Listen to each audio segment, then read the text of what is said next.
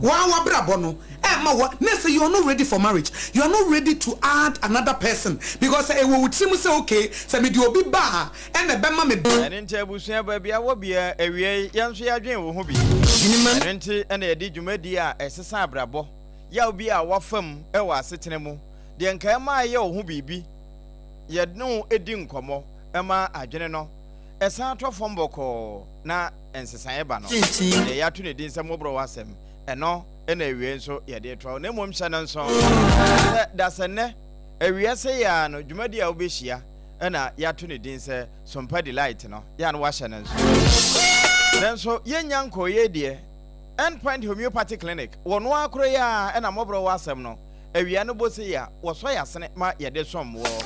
che da fia da bia obo se Endpoint for e de nkomo efiri fie brewo maybe I remember nka Enti wo na ade wo ho ba won a se tie bia yade entimi mma wo fi boboa na kampese aduro pona no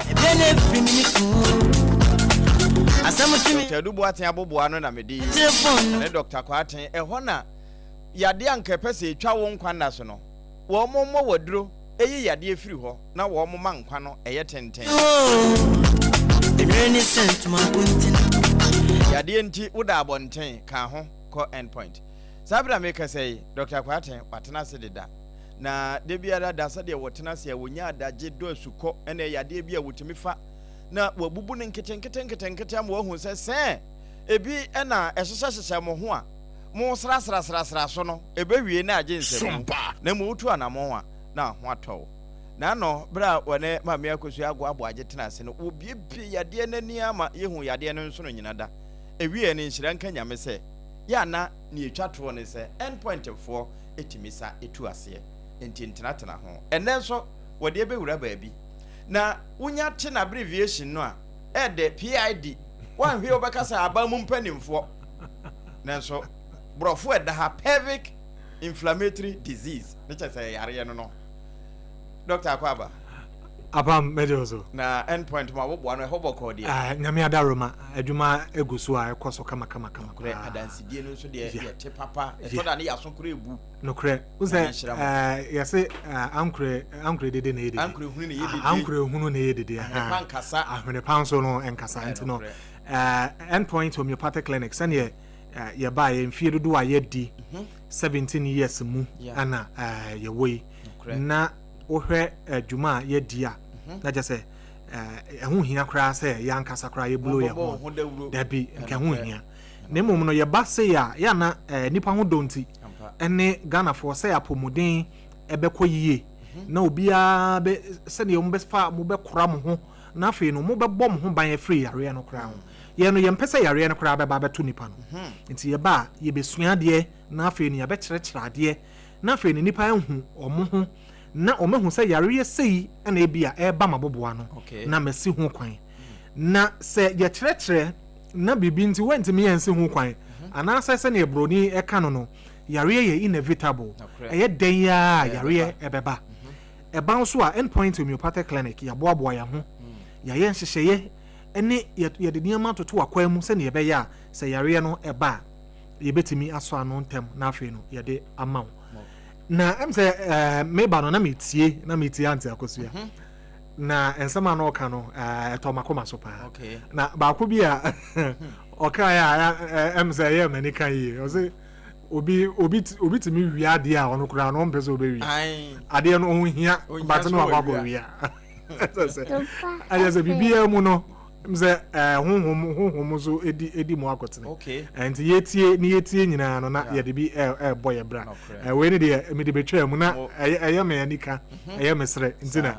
na make no but de ye kan nyina na Endpoint Homeopathic Clinic se de wo kan yare kura no wo hwe no pa wo ye kromfo oh yeah no kre wo be wi nipa sa pepepe ntino abra wani na ho so no na afi no na yare na waba se ne ye kromfo oba wani na ho so na waba be wi awo yare nso no ususu abra ususu se bibia ye okay bibia deda na akwan mu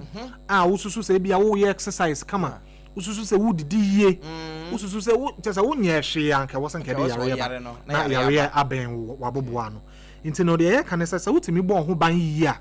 eya na eboa nti Endpoint Homeopathic Clinic ye de ato ye ho so se fia da bia no se ye ba na afei no ye be kyerɛkyerɛ nsɛm mu a wotie bi na wode bɔ obra ɛya na ɛno ɛboa na nɛ no ye be hwɛ de friend say PID pelvic inflammatory disease na okay wotie bi na wan hwa baka sa aban mu mpanimfo no bia no correct nanso yare a edi ma enya paayi it is wo yoba na wiye wotie mi a na watie mi asopem na ya na nye mma no nko akra nso emema no timi kofa yare no no mo de abre mma no na afi abedane sa PID no ana afi nso be ma wo ne oyire ho kani ete wo sa wotie sa nye ono kra na yetie sisi ya wo be ma no tie na afi no kyerɛkyerɛ ni mu na wo boa no na osi yare no ano kwan a eya na eno nso no eboa yie se ye kan yare PID a ne din no pelvic inflammatory disease. And the first word no pelvic no eye ema omasene mu na so omayase nti niema ewo obayase no pelvic organs no inflammation eye say infection abaho na fe no oba na yase no ehuru ase hayekuru ana disease ye nim say yare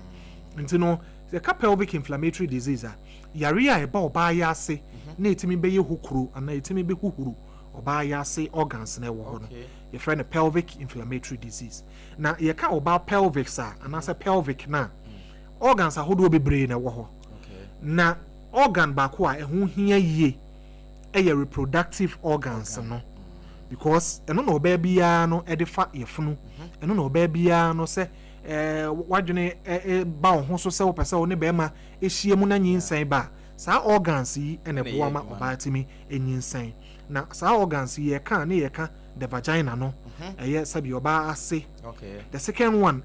oba cervix awodie na no Sompa FM ana afi womb no ana uterus no eno ne awodie na ankasa anyinsan no beba beto no ye ka fallopian tubes no fallopian tubes ne ye bia kosua no ene be ma ho nsuo no ebeba be hia na afi ye de nyinsan no aba te se nyinsan beba esi ewo fallopian tubes ne in the fallopian tubes in adwuma ana block ana say ni ho a na je say nyinsan ya de nyinsan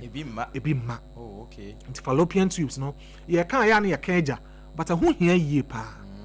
ana ovaries no so na nkosua no egumu no nti bosumi bia no ovary no nkosua no kenten no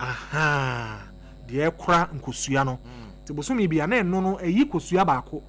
na yase oba ovulate nti be ma ne koshiam sa time na afi no nyinsan no aba ewo fallopian tube nim nyinsan ni nyine a na afi abeto awodie nimu na enyini kakra nti saa organs yi nyina no se ohaw bi eba ho na yare bi ba ho a mpempie no ya na ye infections a eno ene ye friend say PID pelvic inflammatory disease it is how your ba na wape nyinsan for so long na se nyinsan ne ma e wo se wo de waso fm na awia yi so we oba na wanya ectopic pregnancy pain oba bi wo ha ya say wanya ectopic ebi mu kra fam e de hwere o nkwa oba bi wo ha wonya infections ahodo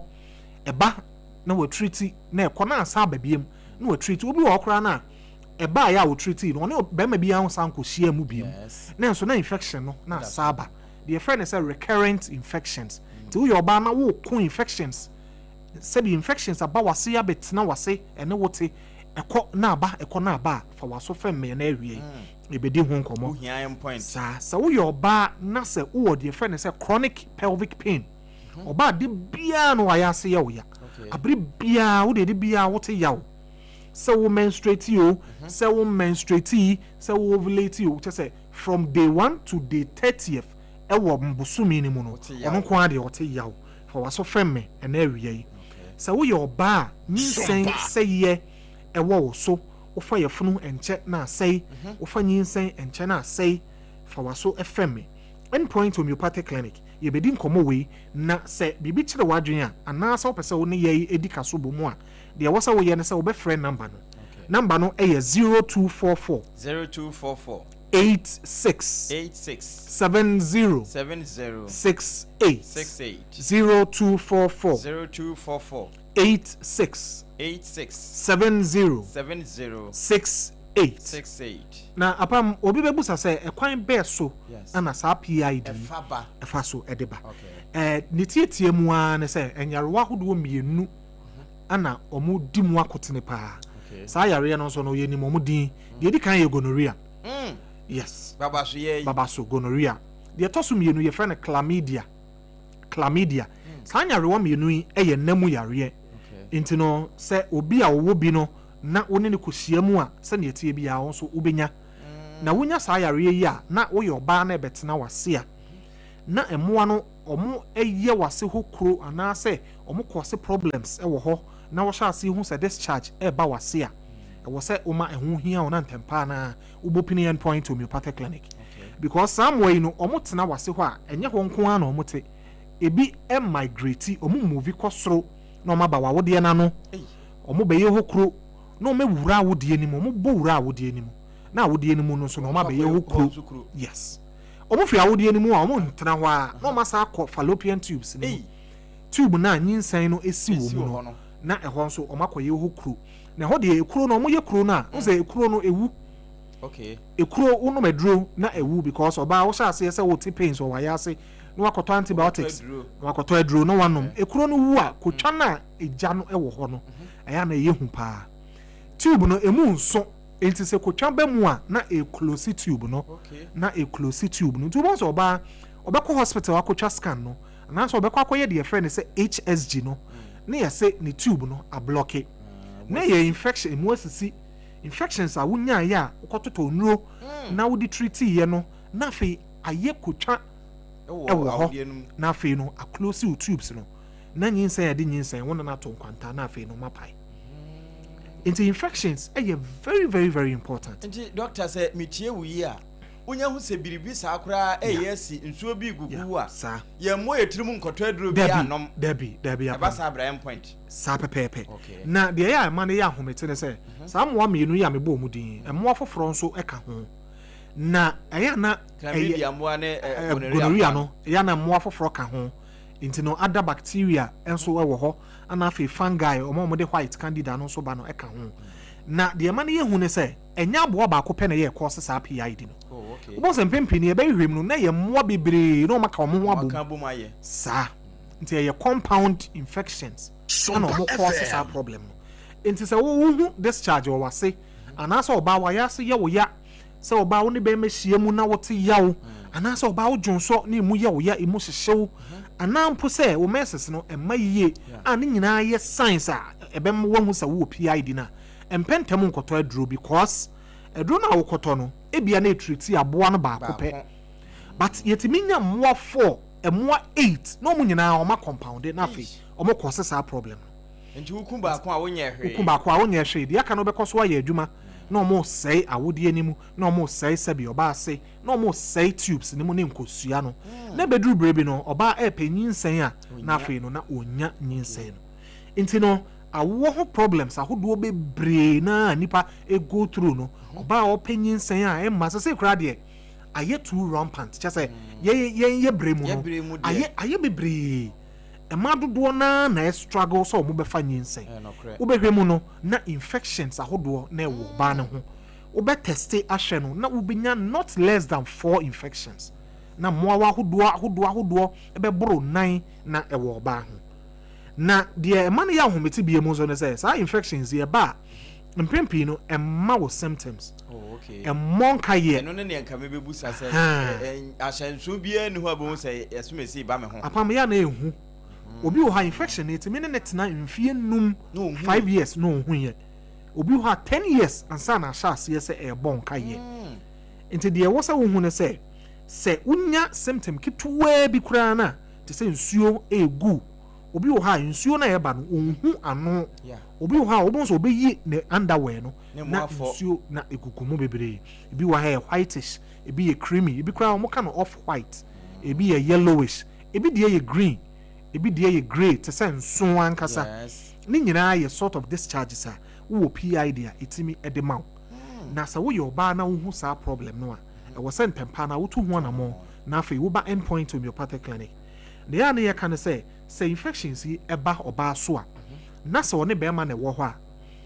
be ma no etimi enya bi enu ti na me sha ase na me kan say wo yo ba ana be makra na wutie ne yi a wo say wo fam waso pa na wutie because so ba enya wo be ma no so betimi anya bi ana wo be ma no so betimi akofa e dia ba be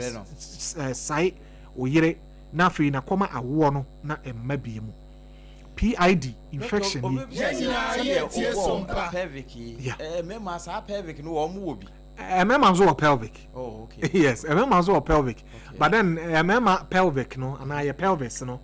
organs no different from emma. And mema enso dia no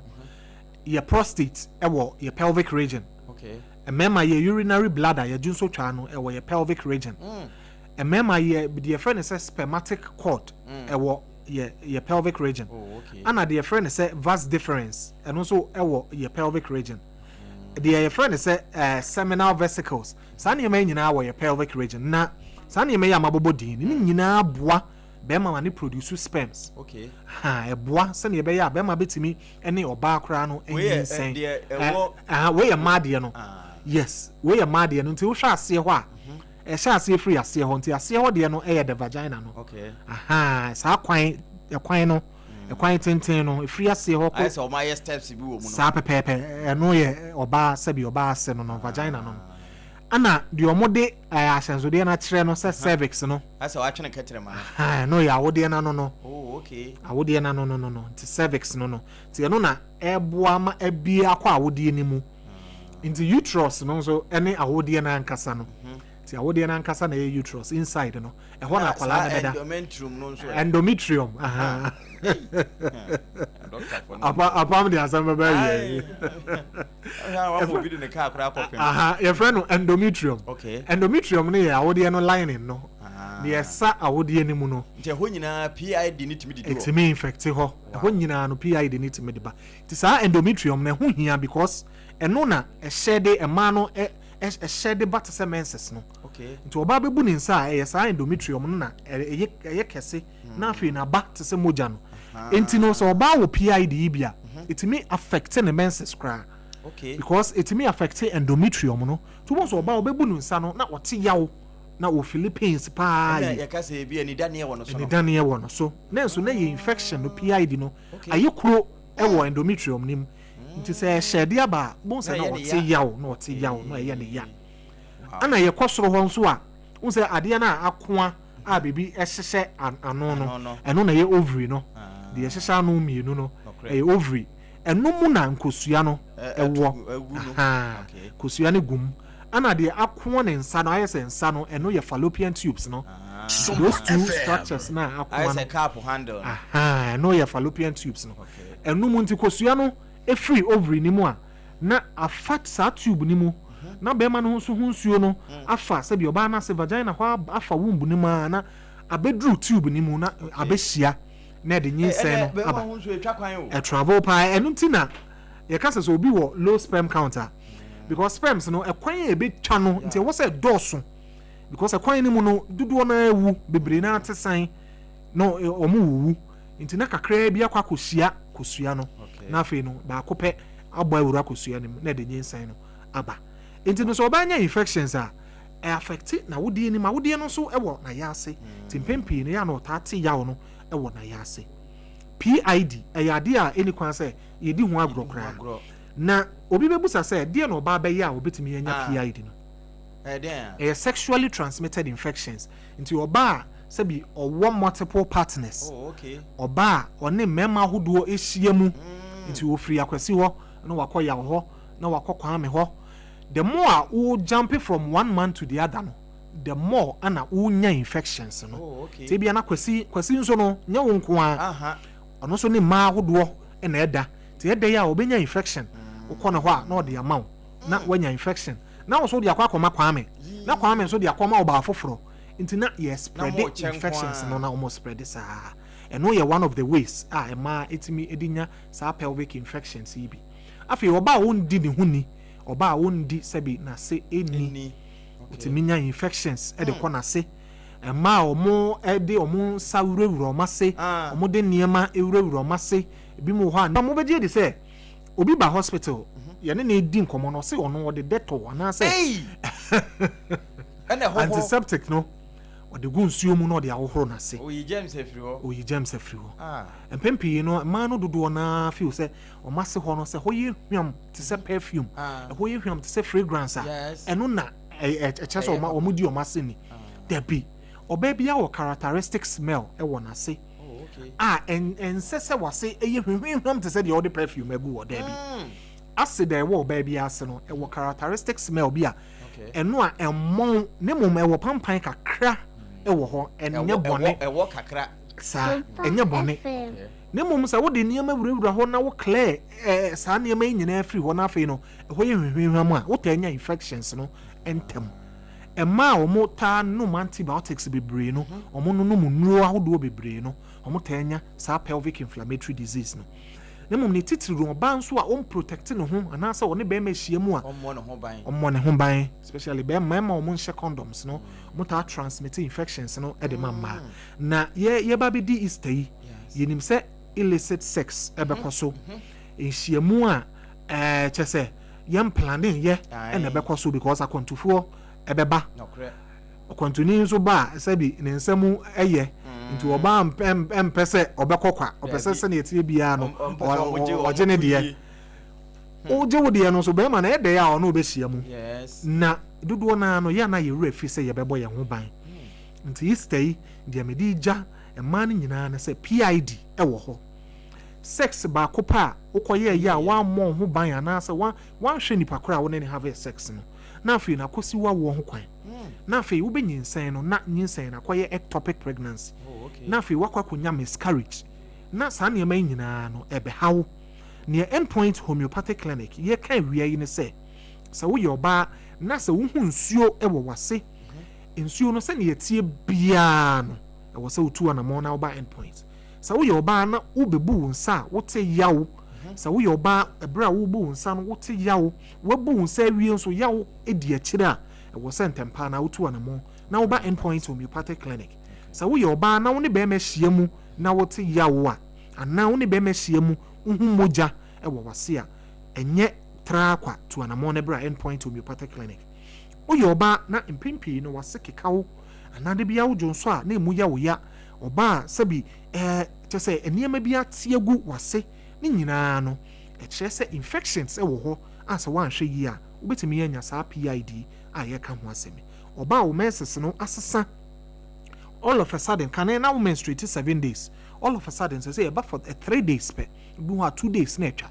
obi hɔ a ne menses no kora atwa for bɛɛ 3 months 6 months menses mada obi hɔ a ne menses no ɛtoto sisi abra ɛpɛ ɛna ɛba obi wɔ so ane deɛ no ɛba bebree ɛboro so ne nyinaa no PID yareɛ yi ɛtumi kɔfa saa nsonsansoɔ yi ɛde ba sɛ woyɛ ɔbaa na wotie mi a deɛ ɛka no sɛ endpoint homeopathic clinic ɛwɔ hɔ ma wo frɛ number yi na ne yɛndi nkɔmmɔ ɛmfa wo yareɛ ɛho number no ɛyɛ 0244 86 70 68 0244 86 70 68 0244 86 70 68 na apam yareɛ a yɛka ho asɛm PID ɛma yɛma ɔmo akwanya sɛ woba yɛtwa scan no ɛyɛ free scan ɛyɛ free yɛgu so a yɛyɛ apam yɛgu so doc sɛ yɛn extend no nkɔ ne mu kakra nti no sɛ wote yɛn ka na afei no wabɔ ntɛm ana wayɛ ne ntɛm na afei no na waba endpoint scan a yɛtwa no ɛyɛ free saa pɛpɛpɛ lab no ɛyɛ 600 na watua mu 300 na watua half ɛno kora 600 yɛ ma wo ntua no nyina yɛgye wɔ ɛmu fa 300 cedis ne yɛde ayɛ check for PID ɛde ama wo sɛ woyɛ ɔbaa wo pa woɔ wo ne bɛma hyia mu ɛyɛ wo ya woyɛ ɔbaa wo nya nsuo gu anaasɛ wayɛ ase yɛ wo ya wo menses no ɛma yi a ne nyinaa no ba scan a yɛtwa no yɛ free lab no watua 300 ɛmɛma no nso no yɛma mo akwanya sɛ ebi a ɔbaa no akɔfa infections aba ana ɔbaa no wɔ saa PID bi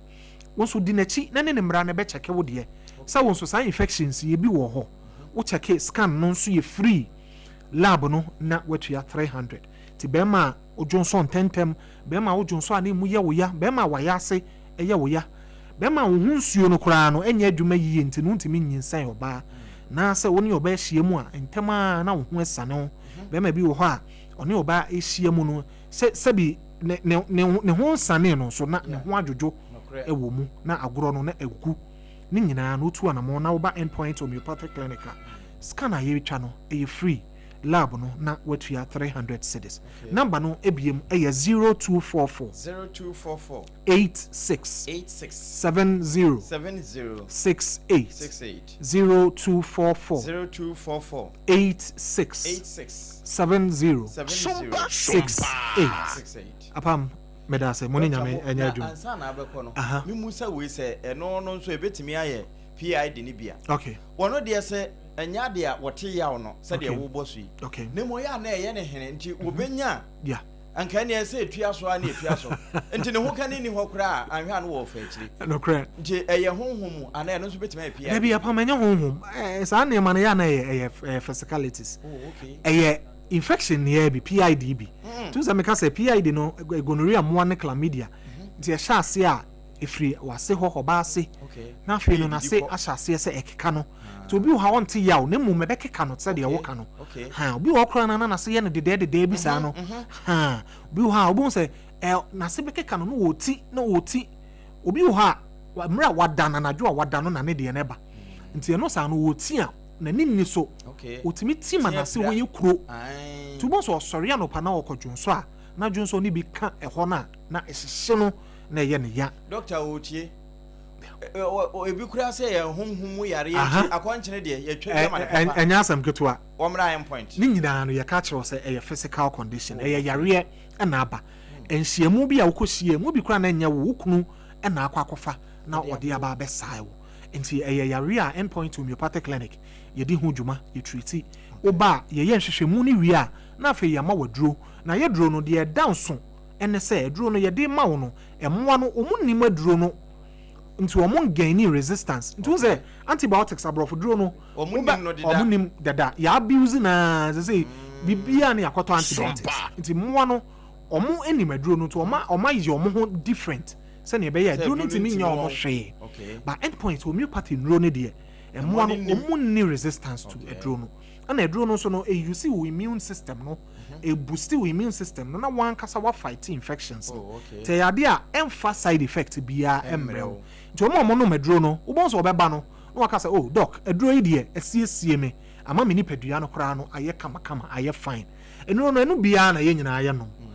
Apam enu bi na ye nyina aye no me nkai da me no mabrof duro endpoint homeopathy nro na ne ye no ma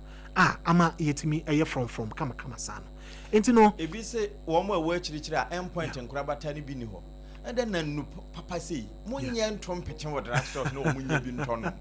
Apam de woman say nru say ye de kogu drugstores a ye na ne regulation no ya na ye din ebi no ba abuse no ebi mo so kra ye bi frem ye bi agum enti endpoint ye mo say ye du papa no sa pepepe on be ye bi agum na afi quality no na eswate ye nim eniama ye de ye nru no ye quality no ehun hia ye pa because ye duru a wonum akọ ni padua mu na akọ ye ni padua no mu adwuma no the quality no ye ntoto na sekura nti no se wo ba endpoint a enuro no ewo yasoye no so no nye nkran ko a endpoint homeopathic clinic kumase sabeka ye krono mabo hia ana afi so takrade ye wo anaji se wo kọ ba bi e friend tema community 22 ubenya endpoint homeopathic clinic ewo ho ko wana so hotel ho endpoint wo ho na afi so tachiman ye wo hensa endpoint ewo ho nti bono ne na half entemo no se wutu anamo na wo hensa nsabeka ye eziama enso wonzema potemu ho endpoint ewo ho nti nkurabata bebro be nsia ana endpoint ye wo ne hia ne se wo be friend number no na afi ya kire wo ba bi e ben wo na afi no wakọ ho number no eye 0244 86 70 68 0244 86 70 68 mo na odi enche nso ama doctor Apam mate obete na ne kura no ne kura de make an endpoint ye adwuma free adwada ekosi memeneda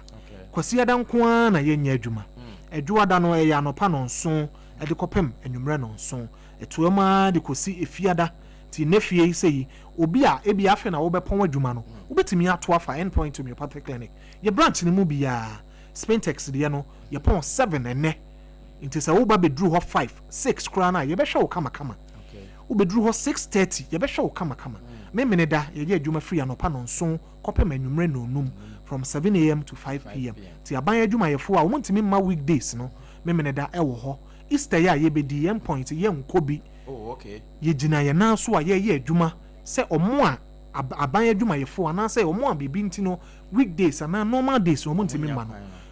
holidays you know ubetimi yetu anamo na waba from 7 a.m. to 7 p.m. ye adwuma kama Dr. Mohyankura ye hwenkwala apam ye hwenkwala from the ages of 1 edikoko see 100 years and over nyina ye hwe nti sa kwala ye gini pato wo ya meti nipa nti ye wo wards e wo ho male and female wards e wo ho a ye gini nipa to aye adwuma nti no de uhia na sa wo befre e bia ntiremu bi yanka wo yare na number no e wo ho a wo befre 0244 86 70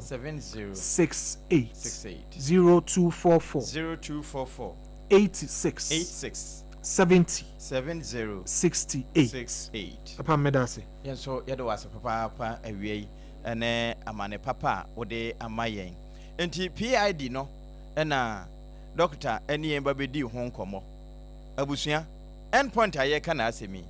eniu Endpoint homeopathic clinic Ghana had the obi enim sesa ye prostate na baby omutimi ye screening ema hu ni ye etu ase a na ye endpoint homeopathic clinic anase ye kidney ye liver problem wo fa baby na adjujo na de fa ne premature ejaculation no a ba ma bi a wo ne wodofo akwakwahia ase wo di ne ho agro ase wo tonte ene ye bra endpoint homeopathic clinic na ye moa wo ema ne mema mo pa wo ye endpoint homeopathic clinic wo mo da mufua yare bia infections bi ne wo ho anase bia wo hwa wo fa baby na adjujo kidney problem prostate de endpoint homeopathic clinic kuma se ubehu endpoint homeopathic clinic e wo kronoma boy hia e na akra hanso so de wo mu gina mu ankasa e wo Spintex bebre friend share signboard no huduro na ubusasa wo pe endpoint homeopathic clinic obia e be kire for endpoint e wo 0244 867068 and 0274234321 endpoint homeopathic clinic wo mu da mufua dimafo pokwase maira Accra midimafo pokwase maira Accra asamoto wa wo de ka kire sompa na sompa e wo ha no anomu yaye ene akwakoye de fie dey na woche se na ye good friday abusua dwumadie de wanwaso pa na gugu apono so ansa na good friday ni bedru so no eda kye na ye memene dey bra sompa fie ha na Unilever Ghana Limited wonma na ye Pepsodent ni toothpaste ni toothbrush no eda kye na wamo edi free dental screening bi ehhehye so sompa fie ha enti wo mpotem ha na ate yenka tutumrika na bra bi behwe sen fa sen be kire doctor anhwe sen no ha wa wo ho ene ne ebetimi di abre wo so obenu munsu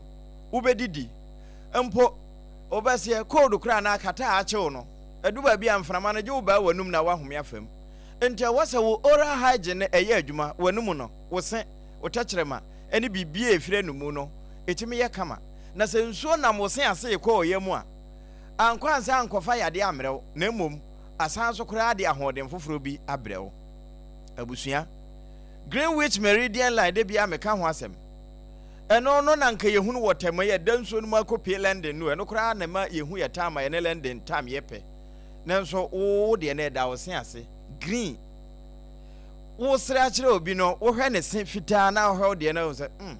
enye sen na me de sri eso ye ho aduro Pepsodent for say aduro eda kina wo mbe ye bi wo sompa fie ha entibra ebi apese wo ye teeth whitening wo de bra na wo mo ne woni ho nkomo wo se no ebi wo ho atutu na wo pese wo hu mu akwankire de tutu no kwan abefa so obesie se yesima na be ye yi no so wo mbe ka kire wo se yesi nso na emmoa wa no so wo mbe tu hofo ya no wa hye ne nso pa wo de hwe na no koko akuyafo na mama wo de ka wo de hwe papa yi Sompa wo hia free dental screening nyibi baby awo bia fakan na bra eda kina anopa na aso ase etuamu saa ko ise nwunu bedwo enti enyi wo ho mfirim na waba beka ho be hia sen doctor enu nti na Pepsodent no ya na ye ka se a household name edamufua numero 1 sade France for no ebeka no no enti aba ne saa ne ansa na ade ebeche no wo obi ofia ya no waye ne mienu nyina twusi anopa na twi na nwumere umra no na bibia ededa na akwan mu obohu se wo mo hwe ose no a thumbs up na edebe ma na ya ka twa se de odi twusi no koso a na fatwi abusua harvest praise 2026 de no eguso a ebekoso ade chen ya o ene na awotwe ene yeto ase no nan na efiri ase ewo First Love Center ewo East Legon yeto nsafrɛw harvest praise 2026 we na friend say restoration edition no enti enyi hu mfirim bo modern so obeka ho sa adwumadie de anyontofo akuku da nyame nwosra wo nso na wo monyom etimi sakrasu Tego Sisters eba Anointed Peace Esther o baby Team Eternity eba sa na harvest coin so bete won monka we ya ye kan wo mu beyi oyi kire e de akire yen harvest theater ho a worship angels nom won beka ho ama ye se adwumai eno sei no ene wo so do huje no bi bisa se sa na ye tua sen mpa cha wo ntua kapre de ohia ne so be register but star 725 star 1155 hash star 725 star 1155 hash na wa piano network bia ebeko na fe yama message say you are fully registered enya duru ho a eno ane se wuwure mu na wakọ akọ yinyame aye na fe di ayira ewo wabrabom no nyame enam dwumadie no so na wode abrewo ya no wahye ne nso wonua ye didi Dr. Sisters beka kire se enuane wasase su wo mo awu kọ no yenim ne wo mu di wo ho enti sabre aduane wo ha no ya dibi ansa na ba mo wo kura ba be fa do wakọ eno nti ena wo se wudidi nso a wo hwe aduane ko a wudie Hajia special local foods ene aduane a memeka mfo amawo se babia wo bia wutie mie wo de wo man kran kura delivery for no baba ho na wato nsa afre won na wo ma package e de ato awo se ni se yamfa ma ba se kura na emre wa wo mo de bema ama aba ya na wa hye ne nso ye wo ha to atomic hwa transition achi wo na abenya yen Hajia special local foods de ntie kan local na kan ho ne se efie nuane de na nka wo na bochi asenkon na ahunu no Hajia yobi se ya preprensa abetie chozafe ana kokonte ukuro maduane no eye ntiti ana wo no tubani na apɛ wo de ye hu Hajia wo be ya ma hwemanu no na hwe aduane a wo kondo ɛhɔ na betumi akɔkata nkunuane so de age wa wade asi wo Hajia special local foods ne nkwan ye de abe kate ankate wo tene se pure ankate na ya no wa hye ne so light soup nso asada fra 0246 359 921 0246 359 921 na wone Hajia special local foods eni nkommo enuane no bi ubedi awie na tin pa nkwa ne de ne sa tie nti no wanhwe a ye ka se twitwu sen kora ebe haw because opeso wo tachere ma no enko ododo mu ahwe na wuyiyi na afefe osim enam akekam nyina na wuyiyi na nso me de meka mfa ma se ya fa Leicester company for wo mo brush Bristol so no fa no yi eno na ade twi osia ebe yiyi nam na akeka ka osim no for na anom no wonkura bremu a wonkura bremu si efifiri ye da ase no eno a na de da ase a besi sabre bese no wawia ese amasen na sesa bo no bonto no esese ne joto no ese wose enti unya kona wo to brass na ase me pesmokers brass woni ba ho so na ose achi nam nyina woro na kura ba wanum na fe enum nka ba eno nti na me kan for Leicester company for wo mo brush sapapa na yazefo aye ene wo mo toothpaste ne de amawo enu nkura duro no eye yas heba no ena total care ne ye o tachere ma so wo se ase enam no eye ni nyina ho adwuma ye white ne nso ama wo se na ye fita se sikire ma no hye ne nso ba bia won sa be kan yas ibi 050 1619 588 05016195588 na one wo mo enkasa de ehunta no wo be kan kirewo adura ya so onom na otu malaria se time heba mister time ne TIME wo mo na aye time aka ho no awie wo mo aso ye mu dendenden ene ye de dwumadie yi esomowo ba bi eto nro bia ebi wo ho bo modern se wonsa be kan bi wunim finhye du mienu aye nkamfo mma saa na wafa afuro wo ma akoda anofo a men kasa konom bi nanso ne ma bobo so ewunim de ene fa ne sebrato ene beboa ene side effect bia enti ana wahye ne nso saa na enema nyinaa koyie wo mo na ya wokuta yemu ne yede dwumadi a yato no di sɛ Mọ́borọ́ Asem a enefie yede wo pem ha nyame de che da dwoada anopa no mu yede ko wankrata mu nsam na yato ne di Ghana today ni si ya pɛ Sompa Rhapsody ba wa akwan mu na enum no na Mọ́borọ́ Asem no nso wo mu eno meet your radio counselors Professor Yero Asafoadu wo baby wo betena dwumadi punti na wo ne wo di ahia dwoada ahia no na wo se dwoada wo ba ye free mind screening wo ya adwene ne ho adwuma enti eda dwoada no ya ne watie hye ne nso etuoma akoye se nondu bebo na ye besesa ye niam asode na fe second service Prophet Kofi Oduro ba aba be blow nonsense no e de afiri wo mu ama nyame mu de no atena wo mu bi ewie pe enu si ya ne ye de premoto brekase no so mpa de na nam TV so enam radio so Facebook YouTube no ba bia no ne ye de no nso aka ho eno sore ya na so mpa de light aba wa akwa mo joda asam na mekan yo na afiri ase oba pa abna Ruthie wo betena ase na wasom wo eno na wo moto kane ade ato entertainment industry nim sumbi ewo mu no wo mbe kane atoso na de wonso awo mu enti edu ba bia wonu ho pa sa celebrity ship do ho ehye mu no de kwampa ne da wo ma ma kwankyere ama wahunu enti ya na watie bi wo mo eka yen ho papa ena ye de dwumadi no eba ebesom wo na abusua ye kɔ na fe Professor Kobna Abochi what the for God and country dwumadi no atwa wo so e wo Sompa fie he ya na ye ka ne sei no na ye ka se eye must listened program eni kwanse oyi wa fidie no efiri ha e wo so wutie enti na ye must listen no wo se chenchen a wutie se adwumadi na eye stay tuned program wuchim to wa ye nchim mfiri ho Sompa adwumadi no eni nti koso ana eni ye ntena na fidie mu ha de wo ede sommo no edoso esini pii na wenim no oba pa Akosua Aboagye wona dwumadi nyina wodi ho chiame wahene yire maame ye bo asiama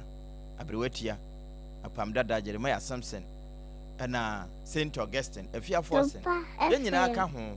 na wote yanka yede wusi nei yeda dwoada ye wura Rhapsody no mu na brise ye mu delight no aso light no de amount men kwansa prof enedom dia up next Endpoint Homeopathy Clinic. Ghana had the obi enim sesa ye prostate. Na baby omutimi ye screening ema hu ni ye etu asia. Na Endpoint Homeopathy Clinic. Anase ye kidney, ye liver problem. Wo fa